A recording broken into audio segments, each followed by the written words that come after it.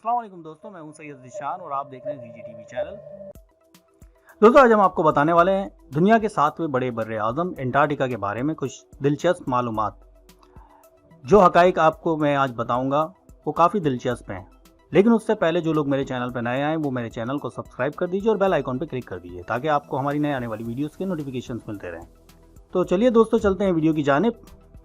Antarctica ज़मीन का इंतहाई जनूबी खित्ता है और इस पर कतूब जनूब पर वाक़ है और इस बर्रे आज़म का कुल रकबा 14,425 मुरब्बा किलोमीटर और सारा साल बर्फ़ में ढका रहने वाला ये बर्रे आज़म चारों तरफ से समंदर में घिरा हुआ है और इंसान के लिए अपने अंदर बेशुमार हैरतों के ख़जाने लिए इसे अपनी तरफ मुतवज्जा करता है।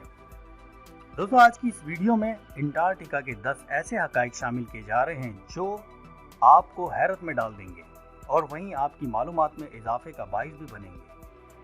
दोस्तों एंटार्क्टिका में ज़मीन का सबसे ज़्यादा फ्रेश पानी मौजूद है। एक अंदाजे के मुताबिक दुनिया का 60 से 90% फ्रेश वाटर एंटार्क्टिका में है और इस बर्रे आज़म की सतह पर मौजूद बर्फ़ की तह 14 मिलियन स्क्वायर किलोमीटर पर फैली हुई है और बाद मुकामात पर यह तह 4 किलोमीटर से ज़्यादा मोटी है, यानी माउंट एवरेस्ट की बुलंदी का निफ सिर्फ बर्फ की तह है और इस बर्रे आज़म की ज़मीन का सिर्फ 1% हिस्सा ऐसा है जिस पर बर्फ नहीं है और बहुत कम इलाके ऐसे हैं जहां गर्मियों में बर्फ पिघल जाती है।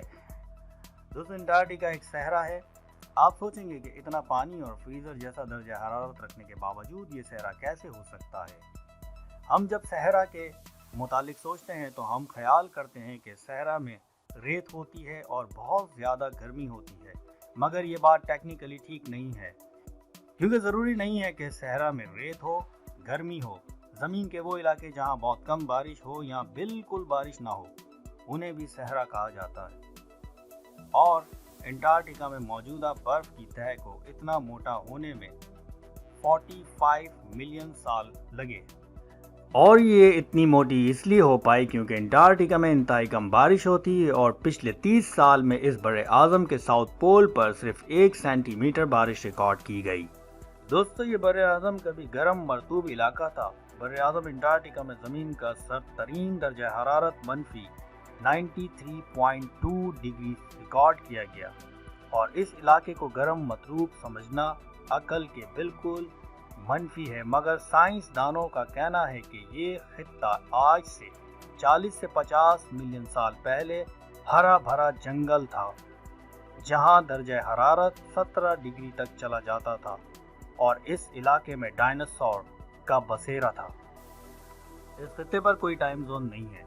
बर्रे आज़म एंटार्क्टिका का कोई अपना टाइम जोन नहीं है और यहाँ दिन और रात से वक्त का शुमार करना नामुमकिन है क्योंकि गर्मियों में 24 घंटे सूरज निकला रहता है और सर्दियों में रात ही रहती है और वो साइंसदान जो दुनिया के मुख्तलिफ खित्तों से इस जगह तहकीक करने के लिए आते हैं अपने अपने मुल्कों का टाइम जोन इस्तेमाल करते हैं।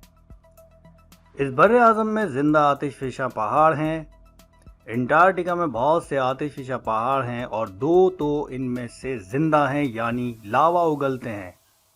रोज आइलैंड में वाक़े माउंट एरबीस दुनिया का दूसरा बुलंद तरीन आतिशफिशा पहाड़ है और इसे दुनिया का इंतहाई जनूबी आतिशफिशा पहाड़ होने का भी एजाज़ हासिल है। दोस्तों दूसरा जिंदा आतिशफिशा डिस्पेंशन आइलैंड में वाक़ है जो इस इलाके की सियाहत करने वालों को अपने पास बुलाता है। और दोस्तों एक मज़े की बात, इस बर्रे आज़म पर किसी की हुकूमत नहीं है। इंसान ने ये बर्रे आज़म पहली दफ़ा 1820 में दरियाफ़्त किया और इसकी दरियाफ़्त के बाद बहुत से मुल्कों ने इसे अपनी सरज़मीन करार दिया और बहुत से दूसरे ममालिक ने इनकी इस कब्ज़ागिरी को तस्लीम करने से इनकार कर दिया। फिर दोस्तों 1959 में 12 ममालिक ने एक मुआहदे पर साइन किए जिसके मुताबिक ये बर्रे आज़म किसी की भी मुल्कियत नहीं है और इसकी ज़मीन को अमन और साइंस के लिए इस्तेमाल किया जाएगा।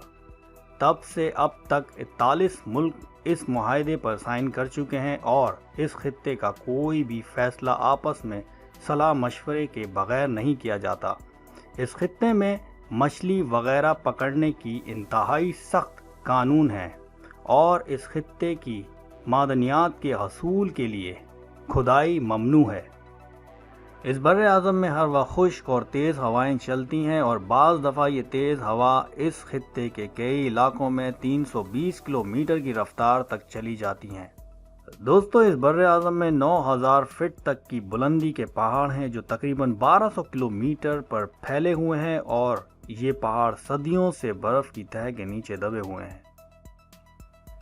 دوستو، پینگوئن اس بر اعظم کا پرندہ ہے جو یہاں کالونیوں کی شکل میں رہتا ہے، اور اس پرندے کا نر بادشاہ پینگوئن گرم خون والا واحد جاندار ہے جو سارا سال حتیٰ کہ سردیوں میں بھی یہ خطہ نہیں چھوڑتا، اور اس پرندے کی مادہ سردیوں کے 9 ہفتے سمندر میں گزار کر واپس اپنے نر کے پاس آ جاتی ہے۔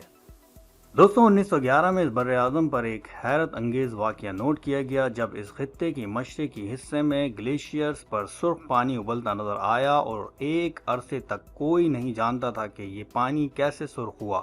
پھر 2017 میں سائنسدانوں نے اس راز سے پردہ اٹھایا اور بتایا کہ یہاں گلیشیئرز کے نیچے جھیل میں نمک اور آکسیڈائزن آئرن پانی میں شامل ہے، اور جب یہ آکسیجن کے ساتھ ملتا ہے تو آئرن پر زنگ لگنے سے پانی کا رنگ سرخ ہو جاتا ہے۔ تو دوستوں، امید کرتا ہوں کہ آج کی ہماری ویڈیو آپ کو پسند آئی ہوگی۔ اگر پسند آئی تو ہمارے چینل کو سبسکرائب کر دیجیے گا اور بیل آئیکن پہ کلک کر دیجیے گا تاکہ آپ کو انفارمیشن سے بھری ہوئی ہماری نیو ویڈیوز ملتی رہیں۔ شکریہ، اللہ حافظ۔